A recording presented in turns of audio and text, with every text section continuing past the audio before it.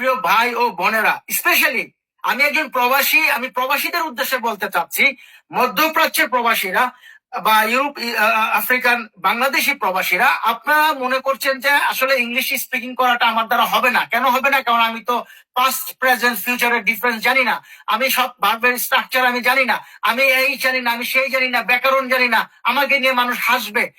এই কথা যারা মনে করেন, মুজাম্মেল ভাই is the best person to learn with.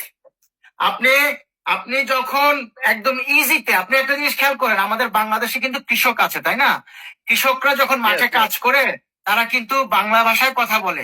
সেই কৃষক কিন্তু খুব একটি শিক্ষিত না, বা একাডেমিকলি তাদের কোনো সার্টিফিকেট নাই, বা পড়াশোনা ততটা করে নাই। তাই মানে কি সে বাংলাতে কথা বলতে পারছে না? সে কি অতীত নিয়ে বলছে না, গতকালে আমি মাঠে গিয়েছিলাম, আমি সার দিয়েছি, সে গতকালের ব্যবহারটা বাংলায় বলছে না? আজকে আমি ধান খেতে সার দিচ্ছি, সে কি প্রেজেন্টের বাংলা ব্যাকরণে বাংলা ভাষা কথা বলছে না? আগামীকাল আমি মাঠে যাব, চাষ দিব, সে কি ফিউচারে গিয়ে বাংলা ভাষায় কথা বলছে না? এই সেম কৃষকই কিন্তু ইংল্যান্ডে আছে। আমি ইংল্যান্ডে এই মুহূর্তে আছি, ইংল্যান্ডে একজন কৃষক, সে কিন্তু এত বড় ওয়েল এডুকেটেড না, সে ইংলিশে কথা বলছে। মিনিং টু সে, ইংলিশ যেমন একটা ভাষা, বাংলা এমন একটা ভাষা। আপনিও পারবেন ইংলিশটাকে বাংলার মতো, পানির মতো সহজ করে বলতে।